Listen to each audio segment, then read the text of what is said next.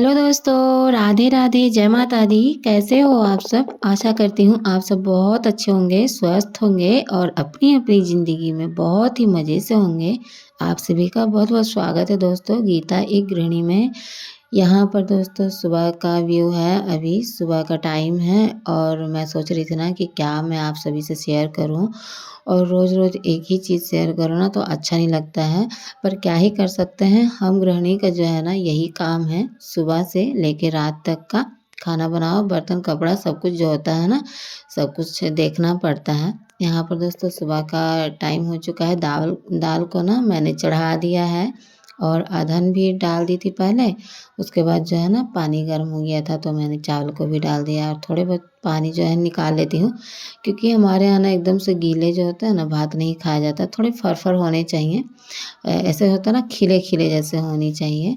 मैं अपनी भाषा में बोल रही हूँ फर-फर, हम लोग बोलते हैं अधिकतर फर-फर। यहाँ पर पापा जी का पानी मैं निकाल रही हूँ, जैसे गुड़ वगैरह निकाल रही हूँ।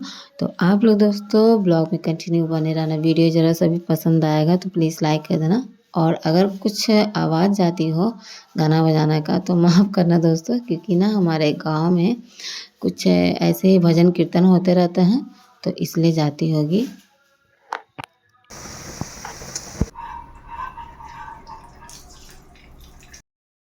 कभी कभी दोस्तों ऐसा होता है ना कि जीवन ऐसा है ना कि सुख और दुख एक दो पहिए की तरह है, क्योंकि ना सुख से ज़्यादा दुख आता है। और अक्सर जो है ना दोस्तों कि हम लोग दुख को जैसे होता है ना सहन नहीं कर पाते हैं, और दुख जब आता है ना तो ऑटोमेटिक ना ऐसे ही ऐसा लगता है कि हम सिर्फ भगवान को ही दोष देते हैं कि हे भगवान ये क्या हो रहा है। फिर मन जो होता है ना एकदम से खराब हो जाता है और नकारात्मकता की तरफ जो है ना मन खींचते चला जाता है। और हम हमेशा ही ना भगवान को ही कोसते हैं कि क्या भगवान हमारे नसीब में यही सब लिखा है, ऐसे ही हमारा जीवन बीतेगा, इस तरीके से ना हम सोचने लगते हैं और भगवान को बहुत ही बुरा भला जो है ना कह देते हैं। कभी ना कभी आप सब भी दोस्तों देखना याद करना कि कहीं ना कहीं भूल से भी ना या फिर जान के भी या फिर भूल से भी आप लोग ना भगवान को दोष दे देते होगे।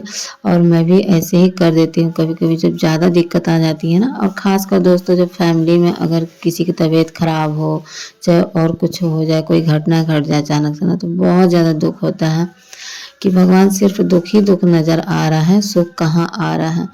तो सुख में तो हम लोग भगवान को भूल ही जाते हैं, पर दुख जब रहता है ना तभी हम लोगों को भगवान की याद भी आती है। तो इसमें क्या करना दोस्तों ना कि हमें थोड़ा धैर्य बना के रखना है। दुख तो देखिए सबके ऊपर है, छोटे बड़े गरीब अमीर सबके ऊपर दुख आते ही आते हैं। कोई छिपाता है, कोई बताता है। बहुत से लोग जो होता है ना मन में रखे रहते हैं और बाहर से अगर कोई पूछो ना कि कैसे हो भाई तो कहते हैं हाँ जी एकदम बढ़िया है, मस्त है, आप बताइए अपना। लेकिन अंदर का हाल क्या है ना वह इंसान ही जानता होगा, या तो फिर उस घर के लोग जानते होंगे, उसके घर के लोग जानते होंगे।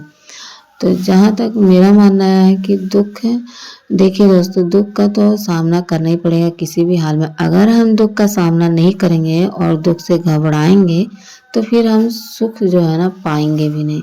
तो इसलिए हमें बेझिझक भगवान का एक आशीर्वाद समझकर, प्रसाद समझकर हमें दुख को भी सहन करना पड़ता है और सुख तो हम इंजॉय करते ही हैं।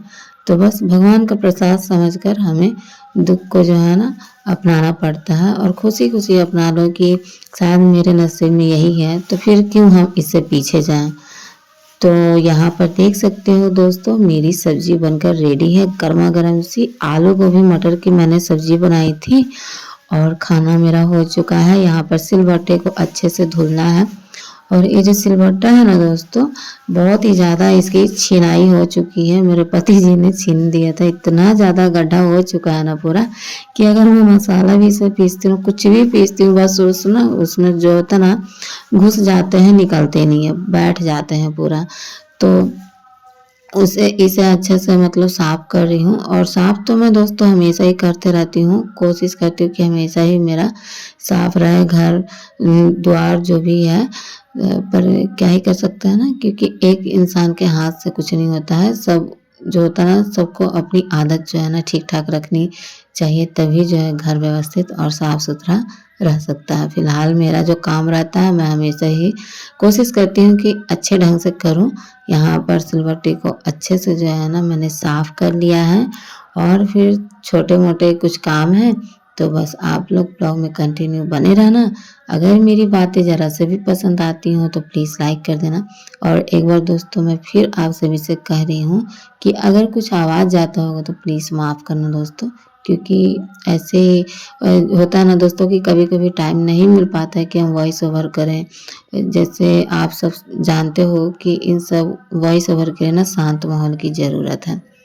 यहाँ पर दोस्तों मैं अपना खाना लेकर आई हूँ, दाल-चावल, और मैं रोटी नहीं खाती हूँ, तो बस दाल-चावल सब्ज़ी खाऊँगी। थोड़ा-सा घी मैंने डाल दिया था दाल में, और गरमा-गरम खाना खाओ सर्दियों के दिन में तो बहुत ही मज़ा आता है। और उसके बाद ये बर्तन में गिरे हैं, निकल गए हैं इतने सारे बर्तन, तो बस बर्तन को साफ़ कर लेते हैं। और कुछ-कुछ छोटे-मोटे से काम रहेंगे तो जो भी करना है कर लूँगी।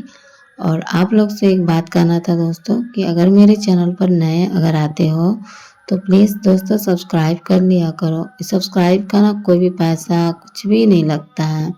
और कमेंट भी आप लोग कहाँ-कहाँ से देख रहे हो तो एक बार ज़रूर कमेंट करके भी बता दिया कीजिए कि हम लोग यहीं से देख रहे हैं, तो खुशी मिलती है दोस्तों कि हाँ आप लोग भारत के इस कोने से देख रहे हो मेरी वीडियो, तो बहुत खुशी मिलती है। क्योंकि होता है ना भारत में अलग-अलग भाषा, अलग-अलग वेशभूषा के लोग, सभी लोग मतलब पाए जाते हैं, अलग-अलग जाति धर्म के लोग हैं।